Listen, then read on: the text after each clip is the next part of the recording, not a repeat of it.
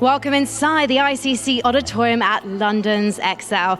This is where 16 of our 24 teams will be competing in today's group stage action.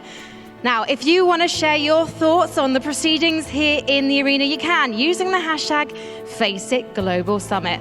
And I always say the best esports experience is always when you're inside the arena itself. And you can join us on Friday, Saturday, and Sunday by getting your tickets at FaceItGlobalSummit.com.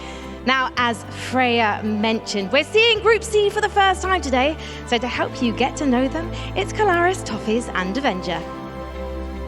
That's right. Thank you very much, Frankie. Welcome to the analysis desk here for all of the breakdown as to what is going to be going on here throughout the 6-day tournament for the Face It Global Summit as we try and find ourselves a world champion once again. For 23 of these teams, that's a dream. For one of these teams, they are the defending champions. To my right-hand side, my name's Kyle Harris. Obviously, no one cares about that. And to my right-hand side, I have Toffees and Avenger. Gentlemen, so far so good. Yesterday was a belter of a game. Rich is right over there. I'm going to do it again. And overall, I think that today is probably going to live up to what we had yesterday as well. I think yesterday set the stage for what needs to happen today. Teams like SDK coming out with an insane 13 points per game is going to let a lot of these teams that are down there today, the new ones who just joined, the new 8, know that they can't come and they can't play passive. They have to come with everything they've got or they're going to get punished. And I think that's a good chance for groups and teams in Group C, got that a little flubbed, to set a good start instead of starting slow like some of our other teams did.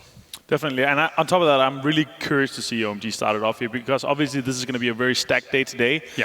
And I'm curious to see if they can kind of step up as we've seen them do before because they've been able to pull some insane games in a very short amount of time and in a lower BOs as well. All right, well, let's take a look at the format as a whole, just to kind of get you guys refreshed at home so you know exactly how things work. Because it's not your simple, these teams are going through one elimination process and then going to be moving on to the final. We have 2 stages before our grand final does occur. So our first stage is our groups. We have 24 teams from around the world, champions and runners-up alike. All of these guys are being put into 3 groups, and then across these 3 days to start things off, they're in the A, B, and C groups. They all fight against one another. So 16 teams are in each lobby, which means yesterday we had A and B fighting each other. Today we're going to have B and C fighting one another, and then tomorrow it is A and C fighting one another to accrue as many points as possible. And then from that, the top 8 will move on into the grand final. However, the bottom 16 Toffees move on to the sudden death elimination stage.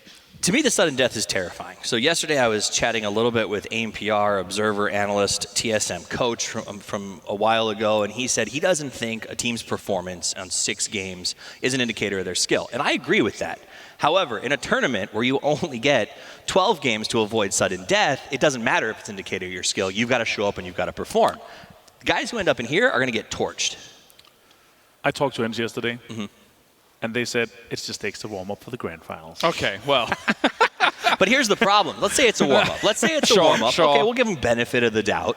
Right now, their points per game is dismal, to say the least. They're somewhere in the ballpark of 5. So they go into elimination. They're on the bottom half of that bracket, and they're dealing with a whole chaos factor of a ton of teams who are desperate to qualify. It's just not worth it. Well, let's hold on to that for a moment, because in that sudden death round, the points you accrued in the first round do keep and tally on into that elimination round. So the 16 bottom teams from the first round go into that elimination round. They have their points there, and then the top 8 teams from that join the original 8 teams that qualified into the grand final to then fight for the prize pool. Top 4 will take the lion's share of all of that prize pool, and then the prize goes all the way down to top 12. So if you're in that 13th through 16th place, you get nada. Go home, bye-bye. But there is a lot of money at stake here, Avenger, for those players that are able to rise to the top. 400,000 in total, and obviously the top 4 is going to get the vast majority of that. But still, obviously, I'm actually happy to see that you have to get in the grand finals, of course, but the bottom in the grand finals, they don't get anything at all. So I'm really happy to see that kind of in sentiment all the way, obviously, to do better.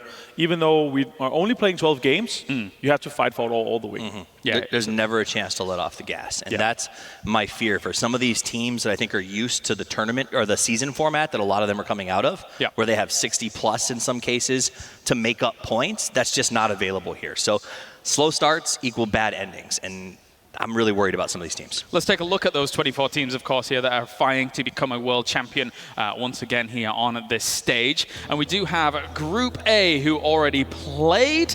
They will not be playing today. So as you can see, that is our Group A. Our focus for today will be on Group B and Group C. Some teams in Group B have a lot of room to make up. You guys already alluded to ENCE in the opening segments of this. And some players in Group C, of course, have not had a chance to play yet. But there are some big names in Group C that we're extremely excited about.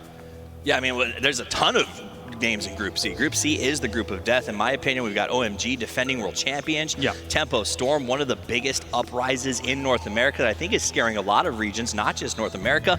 VSG, your golden boys that you were worshiping already yesterday are here, and I can't wait to see what they do. Let's check in with the leaderboards from Group... Whoa, yeah, you could check in, but whoa, that was very quick. We're going to check in with the leaderboard here from day number 1. And it is fair to say, Avenger, as we kind of recap and tell you guys what happened yesterday, just in case you missed it, Shoot to Kill, we're literally shooting to kill. They were just fantastic. Very impressive performance for them. Across only 6 games, they accrued 78 points.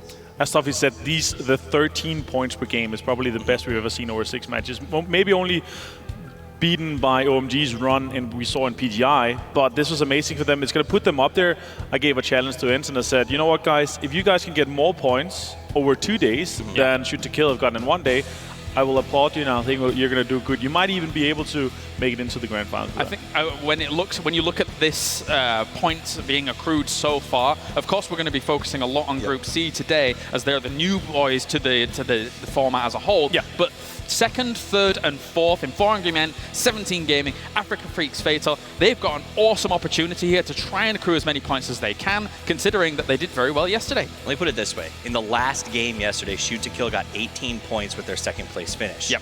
That literally puts them in 1 game above the bottom 3 earners from yesterday. So it's something to say, like, some of these teams that are on the bottom, they need to be home watching this, prepping and worrying, because teams from Group C who have 1 or 2 good games are already going to be climbing up to the top of that leaderboard. Yeah, very much so. But it's an exciting day. It's an exciting time, because let's take a look at the schedule for today, of course. We will have 6 games once again. 3 of our first ones are going to be starting on Miramar, and then later on we will have 3 on Erangel. So we're going from the desert to the grassy pastures later on. And for all intents and purposes, a lot of people were referring to Group C as the group of death here, and now them going up against Group B. It's very exciting to see how these two are going to kind of clash, butt heads on both of these maps. I think it's a little frustrating for some of the Group B guys. I'm excited to see like 17 and 4AM deal with a higher, like some really big league teams.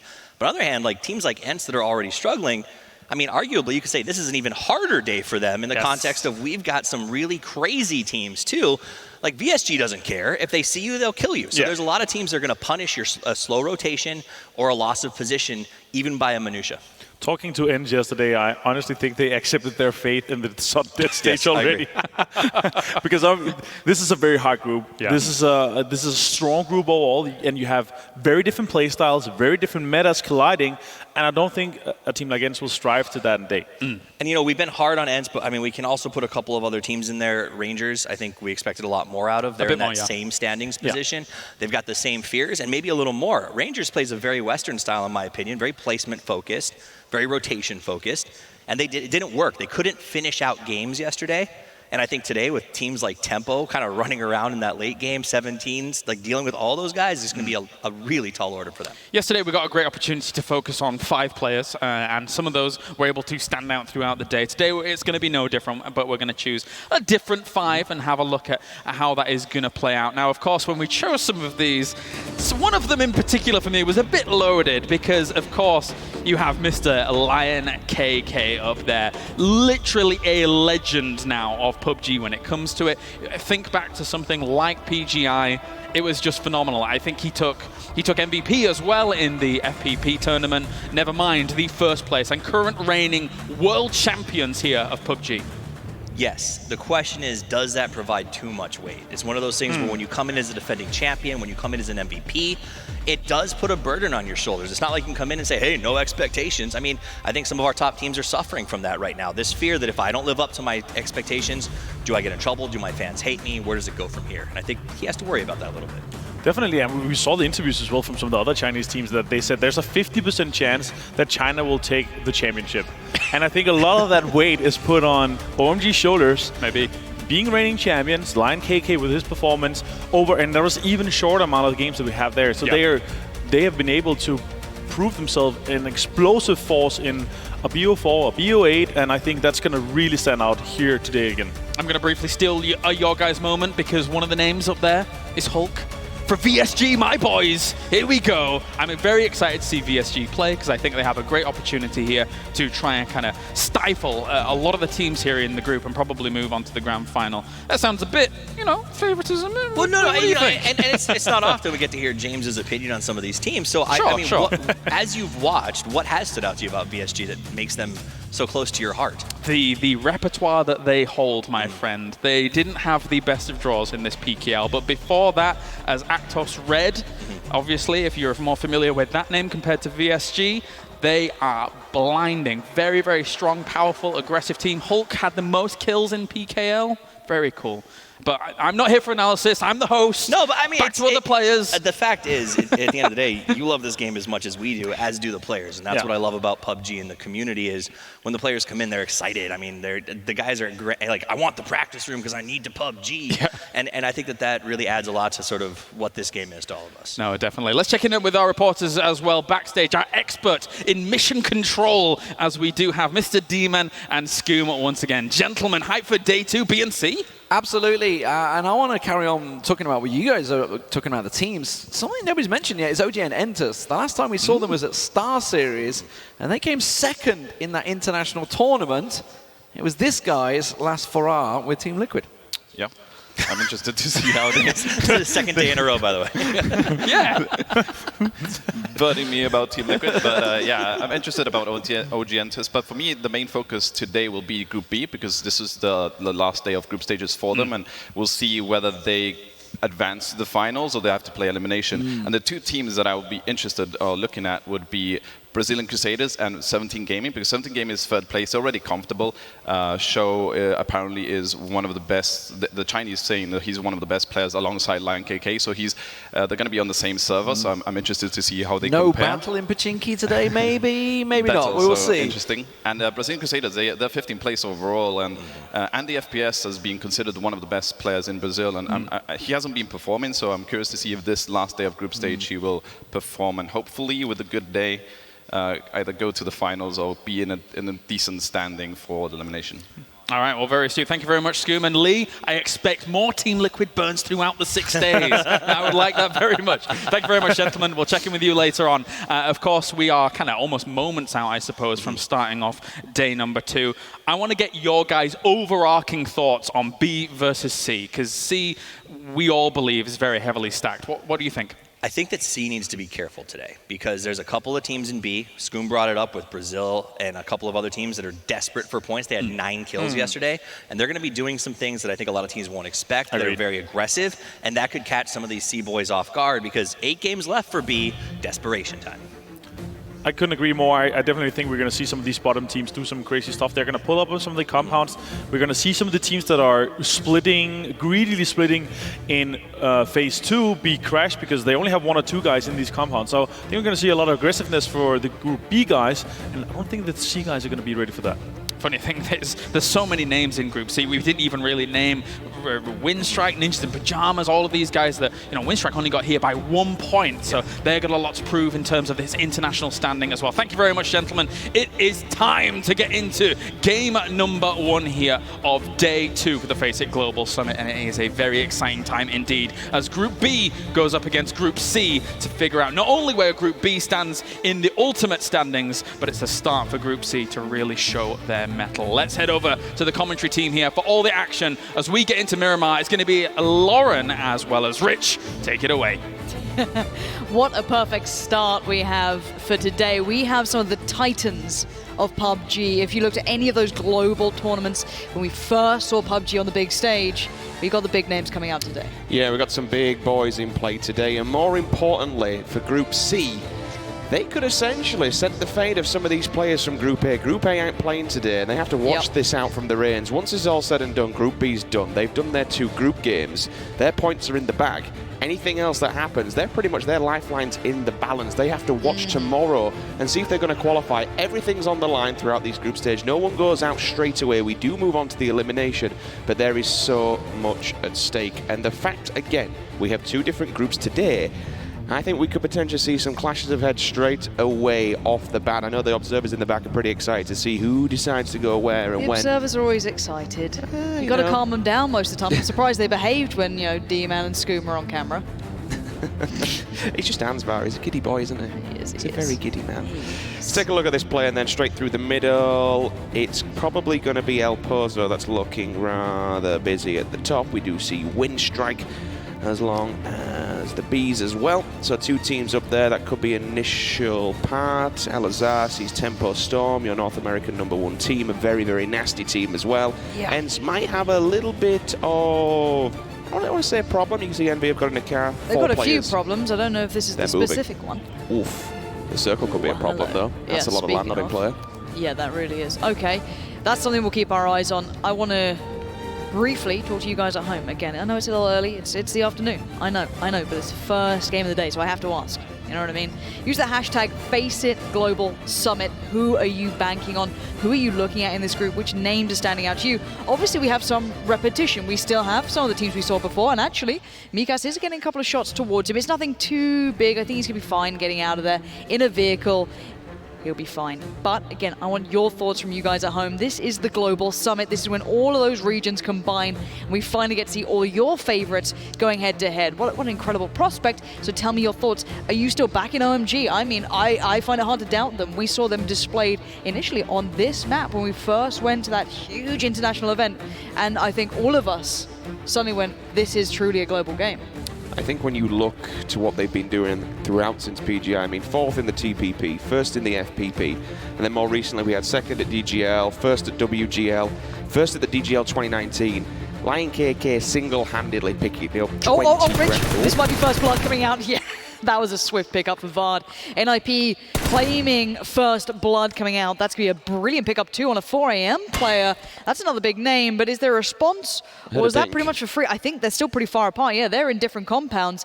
NIP are quite split. That was Vard on his own. San Martin, I think there's 3 teams kicking it around there, so that's probably why you saw that one. NIP have been forced away, so they're going to have to play pretty much scrappy game here. MBS up in the north, Vard, Miraku and the rest of them down south. So they are extremely split with 2 teams sitting in the middle, both 4 AM and 17. They could, I mean, don't get me wrong, San Martin, it kind of reminds me of Yas9 in the fact that it could support 2 teams. If you do the back and forward split, you can opt to go to Hacienda if you want to, which is where we've seen 4 AM decide. But Tempo Storm was on your screen. Definitely a bit of work here to get inside the circle for the fact that the western side of the circle is completely cut off. There's no way to get to it. It's denied land space. You could call it water if you wanted to. The eastern side of the circle is going to be straight up border control. You would not expect anybody to go through San Martin for the simple fact that it is a bottleneck. If you are going to go through, you're pretty much asking to die. So look more towards the northern and the southern side. You have 2 main roads that potentially could be hit, but more side could be the hills. You see where AFF are, you see where the Brazilians are, MP5 rotating now. They have to be careful though, because it looks like OMG might catch a glimpse of them potentially. They could do. And again, reminding ourselves, brought up on the desk perfectly, and especially by the likes of Skoom, giving us some insight into towards 17 Gaming and how they're seen in their region specifically.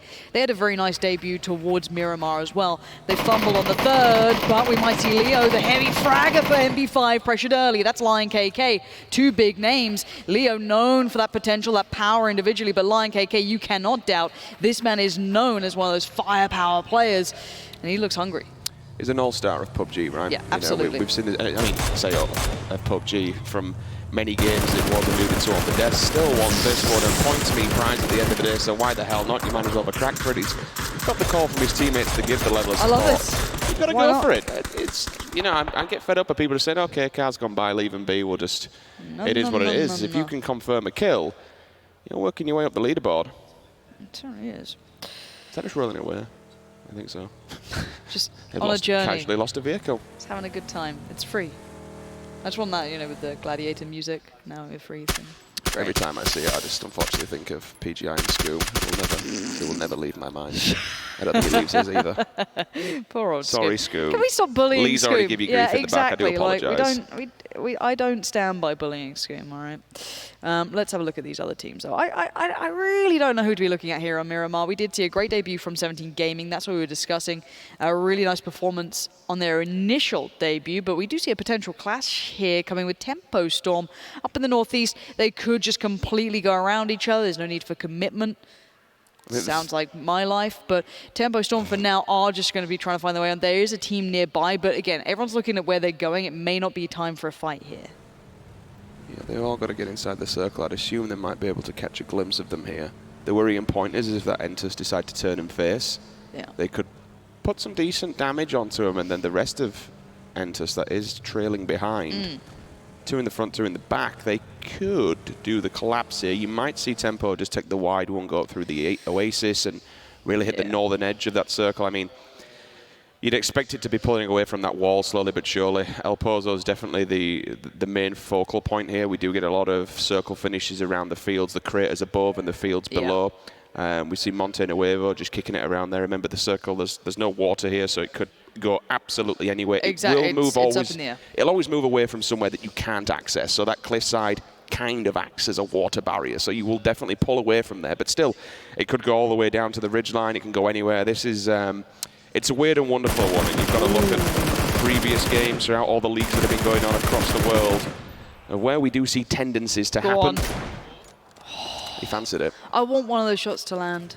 I really do. It makes me You just so want a so montage happy. clip, don't you?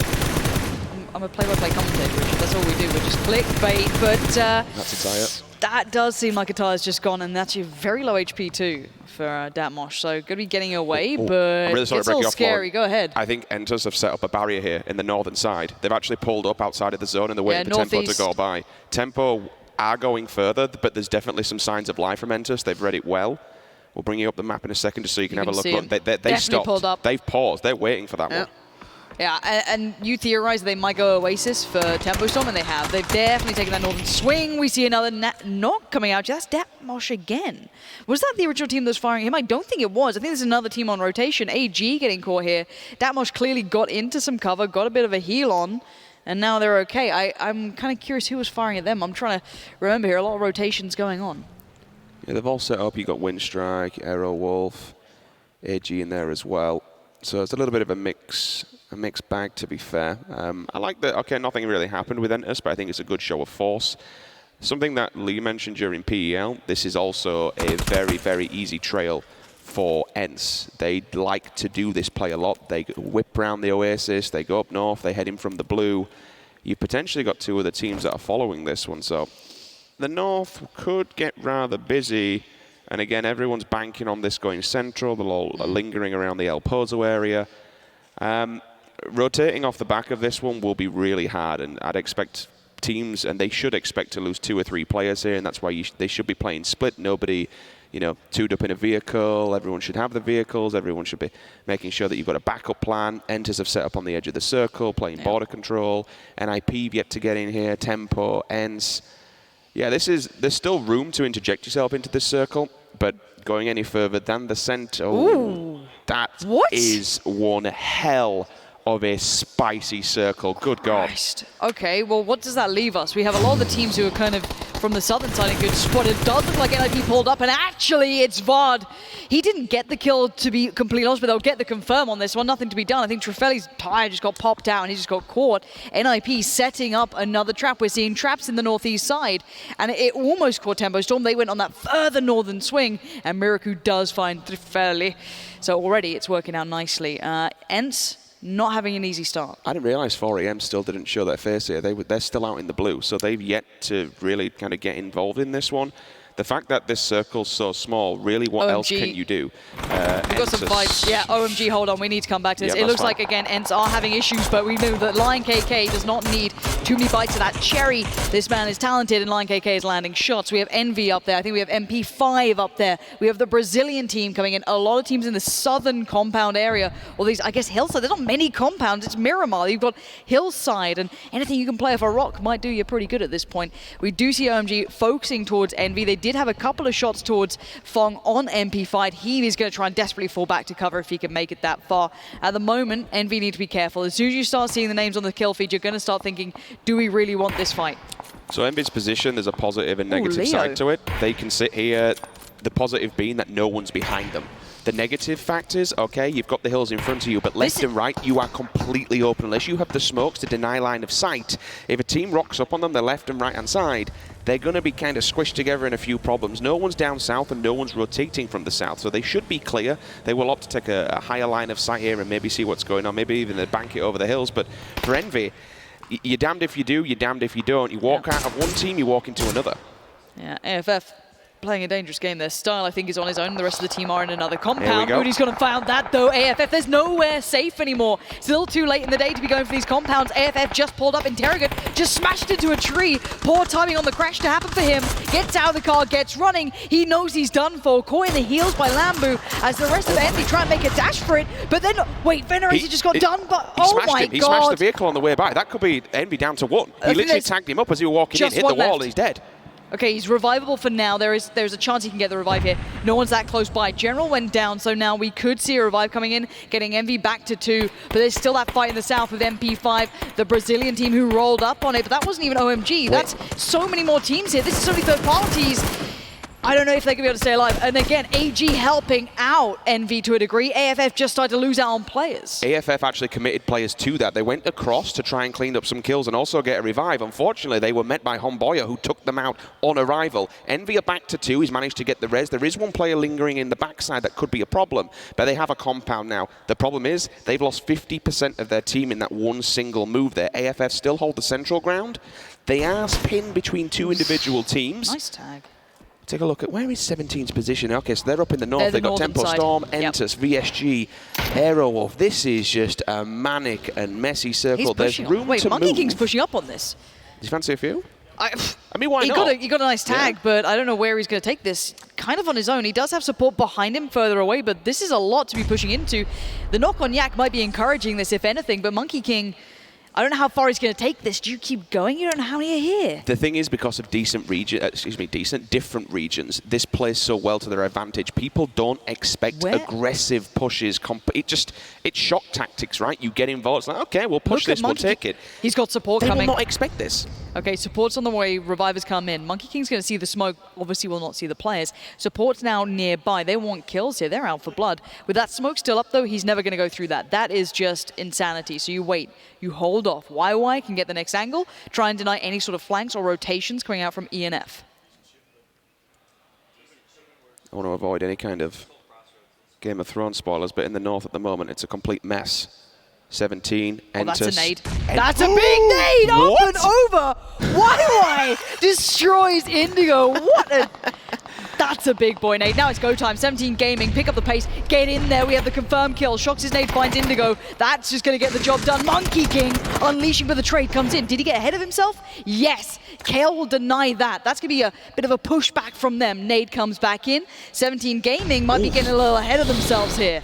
Yeah, they have to be careful because remember, the blue will be encroaching rather soon. So the more you commit to this, the more damage you will take. And more importantly, teams are getting ahead of them. Ents are there. They've just arrived. Ents could be going out in 16th here if they're not careful. Rustamar's gone as well. Yak gets responded. Mikaz is down. They have one player left kicking on the battlefield, if I'm not mistaken. VSG, though, have heard all these arguments going on in the north, Lauren.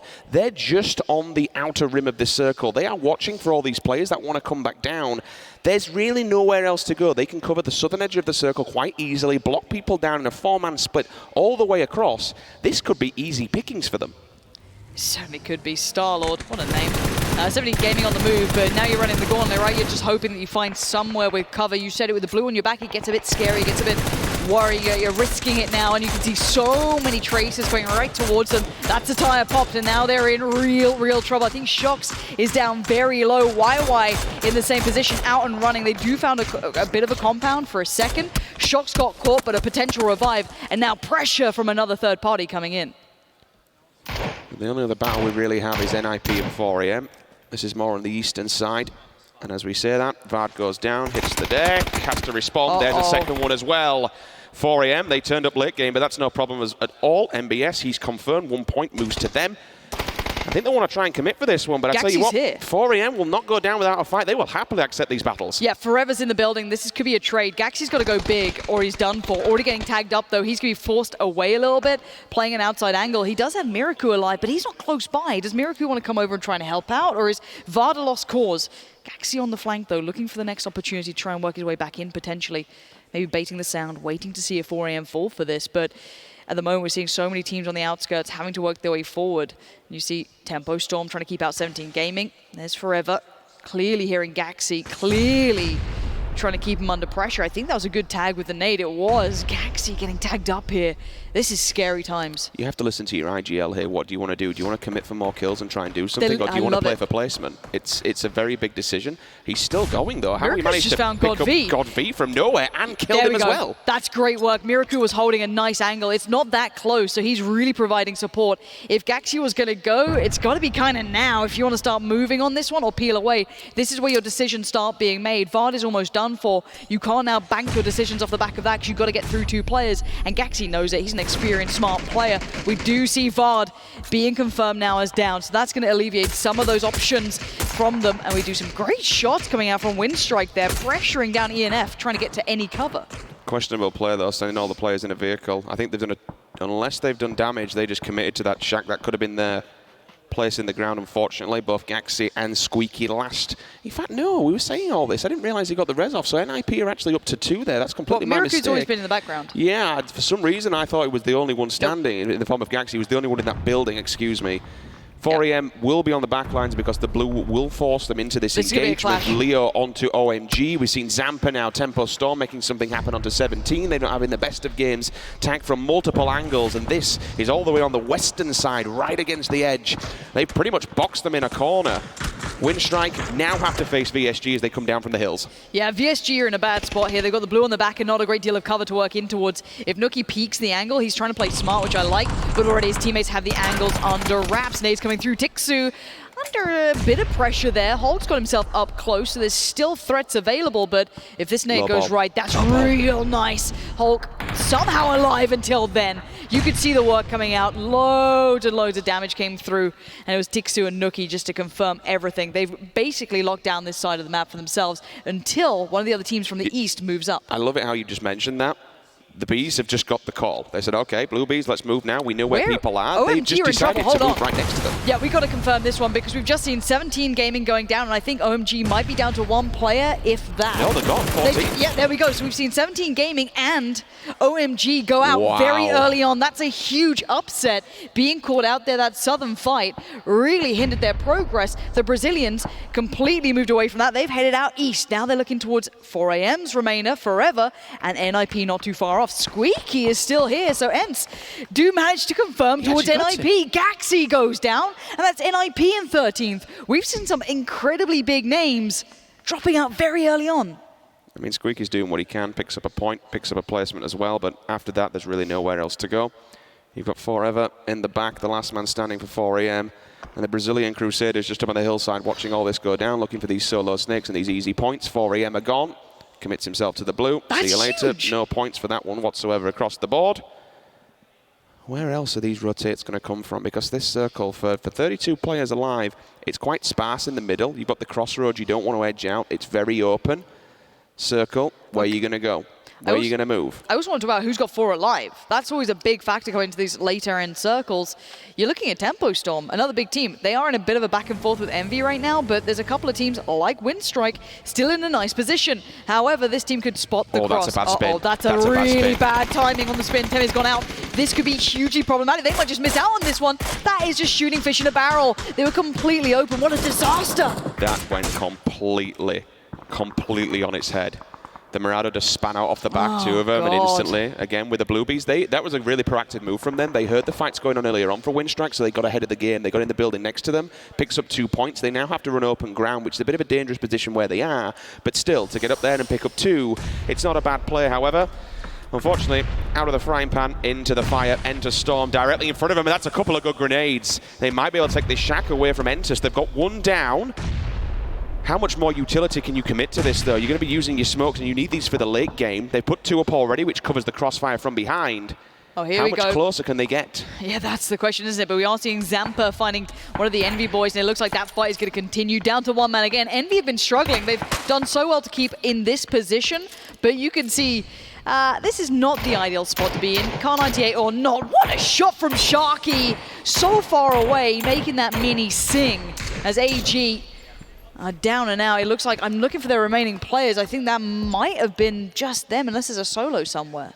Venerated goes down. That's a confirmation as well. And all of a sudden, the Brazilian Crusaders are actually opening on MP5. Where's that from? Okay, that's down south. They're still holding a very good amount of ground here. Windstrike Central, so enters as well, but they've been damaged. Bluebees want to get involved in this one. They have the information. It all depends really for Windstrike and Entus how much utility they can commit to this one. These smokes are going to be so important for Joski and Nuki because they're an open ground. There'll be so many lines of sight onto them, Tempo. They'll take the western side. That's good for them. They'll have a hill to work with. Pat Caps, their American friend over in the corner. They've got to be careful of him. He could stab them in the back and They're cause so aware issues. of his position. That's the you can problem. see him on a pinhead constantly spinning from Pat Caps. So they definitely and when you're playing at this level, you need to be making sure that one player can't cause you grief and can't cause you problems, because it can smash every single thing you've got going for yourself. It can break it into two. Yeah, the Blue Bees are doing pretty nice here. They're getting some really nice damage down. Like, it's not super, I guess, energetic I like how they've in the way used the they're playing. vehicle But yeah, as well, exactly. because there's nowhere else to go, so they've set themselves a little They're compound in a nice up. position in the north, too. They don't have Not many bad. contenders nearby. So far, they're doing quite nicely. Someone who's not doing all that well for themselves is Ends, down to one man, but they are staying alive. So, Tempo Storm, good enough spot, could become a little bit of I guess an attention point for the rest of the map. They could see a lot of it. Good circle for Tempo Storm. AFF, not a bad spot either. There goes the remainder of Envy. Out potentially to the circle there, I think, Pat Naps. It did go down to that. We're down to his top 10. 25 individuals alive for this circle. Aerowolf is making a commitment to the compound directly in front of Tempo Storm. It's risky because there's two teams that will have an eye line on them, but should they be able to commit this, it'll be good. Bookman says good morning, Smarten, and good evening as well, as he sends him out and kills him instantly in the shacks. Bit of a poor play in my opinion, unless he would have been shot in the back just to commit to that whatsoever. Tempo's also making a blind move for the hillside, which is fine and good because they've got Aerowolf directly in front of them. They just got to be careful of AFF. That's also lingering. Mishi wants to get a bit of revenge for his fallen comrade earlier on. And all of a sudden, we see Tempo now, AFF, and I mentioned that one, literally a single player on the hillside might cause them grief. Zampa's committed to give them some sort of defensive. Sharky's left back on his own. And it's Shadows actually pinning Sharky down at gunpoint. The problem is, be careful of Sharky. The man's a top 5 fragger in the world at the moment. He has been just a complete bombardment in North America. He's one of those players who'll happily turn on you should you give him the opportunity to do so. Yeah, it's a scary boy. Wouldn't be messing with. Blue Bees have been, being a real pest to some of these players, but it does seem as though with that circle shift, they're finding it harder to transition inwards. A lot of teams on those outskirts causing problems for their route through. Windstrike there, ENF, you've got, I guess, as well. Ents is not that far away. I say Ents, it's just squeaky on that eastern side, but making a noose himself. Great shot from Rogi, going to be working their way forward. Knows the tag came through, might be time to pounce, push up on that one bit of remaining cover. AG only have that one player left, if I'm not mistaken. They lost out one of the players further to the south, and yeah, Rogi's seen that. That might be perfect timing, really good angle. Delivers the headshot to absolute pixel perfection. Duckmans is down. It's top 8 time. You'd expect this should be the end of Squeaky, but never count the Finns out. They're a dangerous bunch, and he's still laying fire here into Bluebees. This is a dangerous angle on the other side for NN. If he works up and over that hill with some support from Shadow, there could be something, but it's still Tempo Storm. These guys are really, really scary, but there's a world in which the Brazilians damage up Tempo Storm, and then you see the response. That aside, we do start seeing the Blue Bees getting a little bit too much pressure. They're starting to lose out on players. I think they're down to 1 potentially now, and that's the one man on the screen. Oh, the tag from the back. That hurt a hell of a lot. He will get sent out from the shack, and that little building on itself has not much to cover, but it's paying dividends. Ends finally.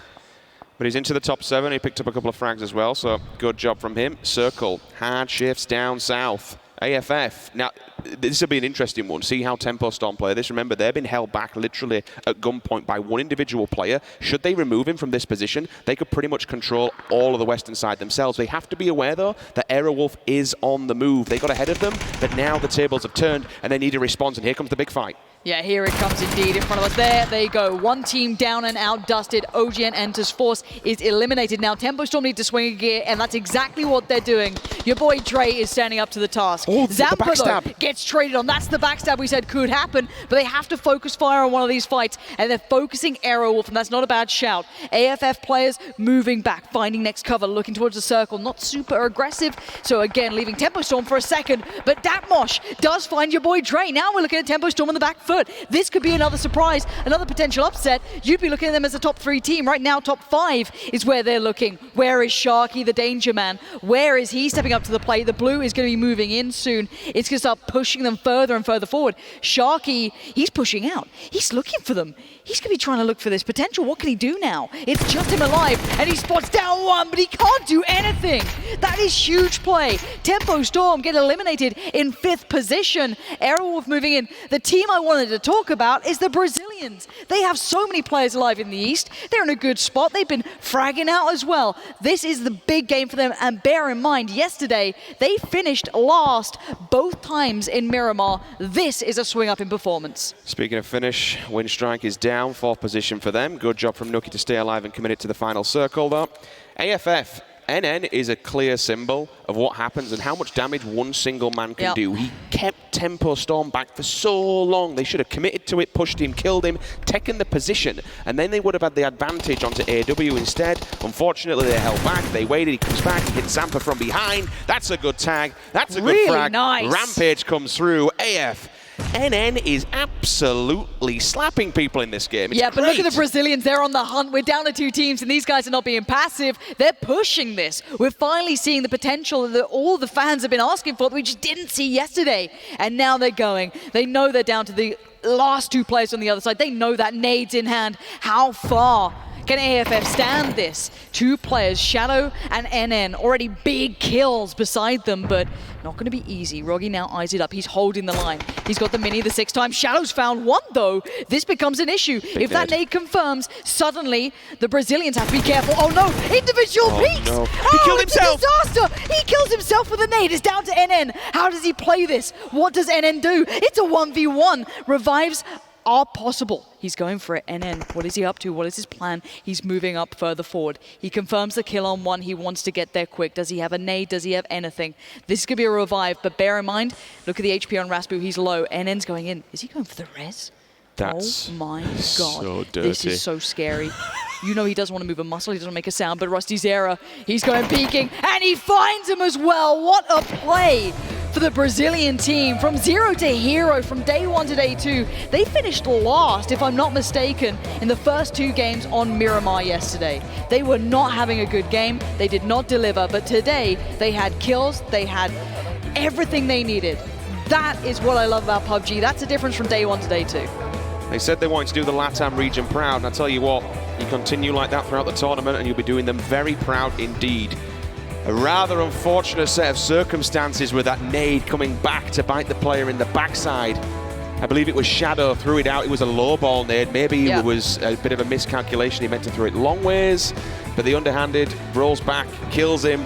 That could have been a freakers match because it would have been a 2 versus 1 then to send it on. He goes for the res, which is a little bit questionable in itself. Maybe you should have just, at that stage, just commit to it, get stuck in. You're feeling it, you're doing well. He had 6 kills in hand. But, as you said, the Brazilian Crusaders, they played an absolutely sterling game, and they come out on top in game number 1 of day number 2. I got so scared when that nade happened. I was, because BRC were peeking 1 by 1 a little bit. They you know, you got 4 alive, you start getting complacent. I was so worried that they got just that little too far. But then the nade came down and AFF get punished for it. And oh man, that's a nice start to the game. It must have just been. I'm happy. Maybe it must have been a misjudgment of being a full-handed nade, and just rather than the low ball, because it just trickled down. So it must have been just a misread on it. Rolls down, unfortunately puts a spanner in the works. But I'll tell you what, NN throughout that game, in my opinion, MVP. He held back Tempo Storm. He did an absolute boatload of damage to the Brazilian Crusaders at the end of it. Like, he played a fantastic game and actually got 6 points for his team Yes. single-handedly. Yeah, and I've got to say, AFF, I was really on the fence about how they approach their game style. They're kind of passive at times, but then they seem to be able to really step up and increase that pressure when they need to. We saw it on Erangel. They did that kind of 1-1 split throughout. They were all over the place, and I'm not going to lie, I doubted it because we don't see it done so often, but clearly they play this style and they're good at playing it. Eastern teams do not back down from a fight. I think that's the whole overarching story of this one, where people will get a bit of a shock from these shock tactics. They'll happily pull up either as a 4 and just go at it against a team, or they'll happily sit as a single-handed player and hold the ground. I mean, NN against Tempo, he stabbed Zampa in the back, he just peeked up. He got an initial knock on them at the start, which kind of slowed them down from the player that was at Sharky at the back. And just single plays, I think, for a lot of Western regions, a bit of a wake-up call. We saw it in PEL, we saw it in MPL, where solo snakes from the blue can really cause you problems. It does, and everything you've got going together, it just smashes all that to pieces. But even now, we're not talking about playing from the blue. We're talking about playing head-on here. These single players, no fear. Well, you know what? I know what the Brazilian fans are like. I've felt the pressure Fair before. share. We're going to stop talking because I know you don't want to hear from us anymore. Let's head down to the stage here from Freya and Rusty Zera. Thank you so much, guys. Yes, I am joined down here by the winning team, Brazilian Crusaders and Rusty Zera. So I think it's fair to say yesterday you didn't have that much of a strong start. What changed coming into today? Well, yesterday we struggled a little bit with our drop spot, like Cloud9 went there. I guess today I can say we have Monte Nuevo to play our own game, and I'm glad we showed up. Yeah, I mean, you definitely showed up, that's fair to say. It seems like some of the teams that played a bit more aggressive, it kind of paid off for them yesterday. Is that something you guys were focusing on today? Yeah, for sure. Like, maybe yesterday we were a little bit nervous for being our first international LAN, but I think today we are much better, and we're going to try to play our own game like we are used to. Just picking up on that, what is it like to come to this very stage and play against teams from not just your region, but all around the world? Is that extra pressure for you guys? Well, I mean, kinda, because here you are playing against the best teams of the world, so of course it's gonna be difficult. And obviously you're playing against Group C today, who didn't play yesterday. So do you feel like you were kind of a bit more warmed up today? Yeah, for sure. And what are you going to be bringing coming into the next 5 games? We've still got 5 more games, 2 on Miramar and 2 on Erangel. Are you kind of focusing on anything in particular going into the next couple of games? I mean, just like I said, we're gonna try to play our own game. That's it. Cool, thank you so much, very much, Rusty Zera. We're going to head back to the desk. Thank you very much, Freya. Yes, Brazilian Crusaders march to victory here in game number 1 of day 2 for the Face It Global Summit. Impressive stuff from them. Quite a fortunate position to end up in those circles, of course, kind of dropping close to there. You were mentioning it before, Toffees. And Africa Freaks being able to take that second spot as well as things go on. Great stuff from both teams. Both teams, worth noting, dropped very close to where the final circle ended up. But they were smart about it. There's a temptation, and we used to see teams like Tempo would suffer with this all the time, where when the circle landed on them, they'd loot longer, they'd take their time. These guys didn't do that. They knew it would be a tight circle. They both rotated very quickly to beat the crowds, got prime real estate, and then defended it. What was really interesting to me was also kind of their position in the circle, because this is a very difficult circle to play. And Brazilian Crusaders, they came in from the east. They stick to the east all the time because they were there, they were close, they had a pretty decent position. But considering how the circle, when it's very far west and you kind of have these, they keep shrinking west, then the majority of the teams there are going to be on the eastern side. So I was kind of surprised not to see them further west kind of throughout the match. But they played extremely well. I like their control on the eastern side, sticking together and then splitting out at the end when needed to. Absolutely. Some highlights as well.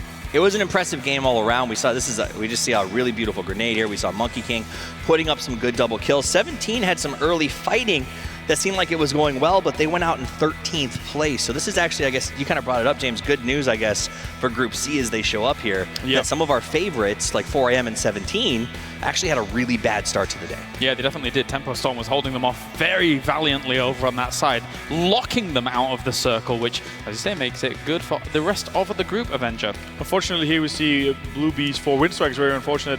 They got picked up 2 guys, and then only managed to get 2 guys close to the center of the circle, which was Noogie. But he actually managed to get in a pretty decent position. He locked him in. Yeah, and get in a top 5 situation for him. So well played by Noogie and Windstrike here as well. And as we roll up to the back end of this match, we know who's coming out on top. It was a brilliant fight at the end. Freaks going to war basically with the Brazilian Crusaders. Once Brazil saw Aero get knocked in this situation, they pushed forward, absolutely waxed Africa, and cleaned up the area. And this, of course, brought to you by the Premier in Graphics, NVIDIA.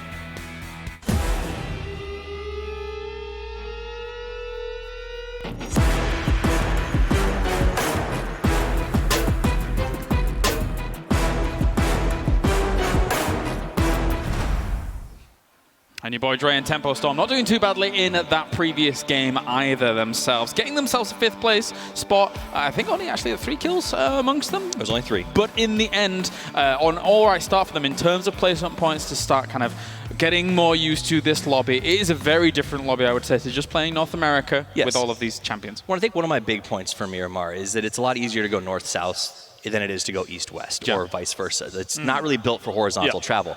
So that circle, what we affectionately over in the States call the NPL circle, where it's as far over as it can get, where it cuts off 30% of the play area, and it was literally as far from their drop as it possibly could have been. I think all those teams made do as best they could. So finishing in, say, 7th through 5th when you get that hard of a transition going across Miramar, you know, I give a little bit of those teams, I'm okay with that. That's fair. Also very unfortunate for some of the teams that come in extremely late. They're driving in the circle. We actually saw 3 or 4 teams doing that in northern side. So they ended up kind of colliding and clashing.